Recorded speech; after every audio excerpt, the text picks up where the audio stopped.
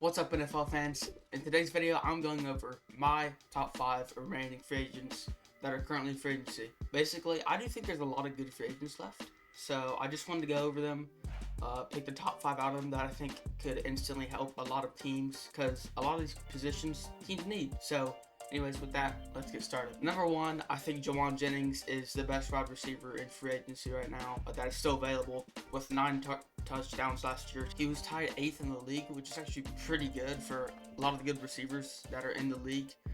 I don't believe he's even wide receiver 1 on the depth chart. I don't know, he might be, but he's a free agent, and I'm telling you, whoever picks up this guy will instantly have a better wide receiver room, because he's really good at getting in the end zone. He had 643 yards, which is fine with 55 receptions. He's just a red zone threat, though. You know, he's a guy that can get the end zone. So definitely would be a great pickup, and I would be very surprised if he's not picked up like at all, especially after the draft. After the draft is done. At number 2, I have another free agent wide receiver, Stefon Diggs. He would definitely be my one because of the production that he has with his yards after catch and his ability to get deep and catch the ball. But you know, with some certain buzz around him over the last few months, I put him at 2. 85 receptions for 1,013 yards. Not a lot of receivers have 1,000 yards in the NFL, so it's really impressive that he did. He only had 4 touchdowns, but still his ability to get yards after the catch is really impressive. And I think, like Jauan Jennings, will be another great pickup for anyone who needs a wide receiver, and he will instantly make that team better, I feel like. So definitely a pickup people should be looking out for. And I would be surprised, even with all the controversy, if he wouldn't be picked up.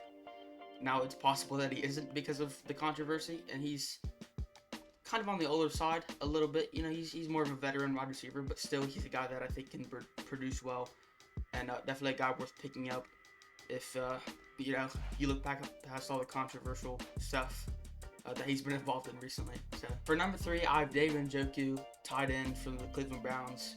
Now, he doesn't have like the most impressive stats, but I did think he's good blocking tight end. He was the round 1 pick for the Browns in 2017. Sorry. I just think he's a good, reliable tight end to have.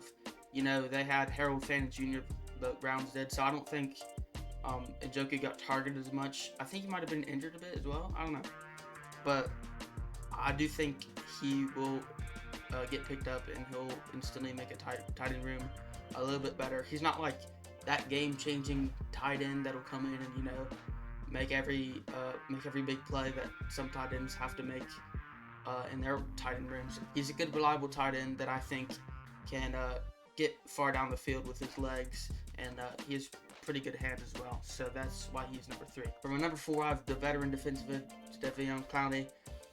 He actually had a pretty impressive 8.5 sacks with the Cowboys last year. You know, their defensive front without Micah Parsons was a little bit lackluster, kind of. They had one guy they traded for, I forgot his name, Kenny something.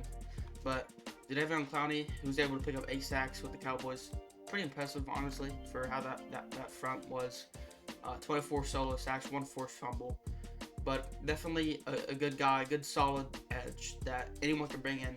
And I know there's a lot of teams that could use a better edge player that can just try to get to the quarterback and create some pressure. And I think he's one of these guys, and still available in free agency. For my 5th and final guy, it's going to be an offensive tackle, Taylor Decker from the Lions. He was drafted in 2016. He was the round 1 pick for the Lions. And I just think he's a great blocker. He's had 2 touchdowns, which is kind of funny. Overall, I just think he's a good offensive tackle. He can block. He can get on fast guys.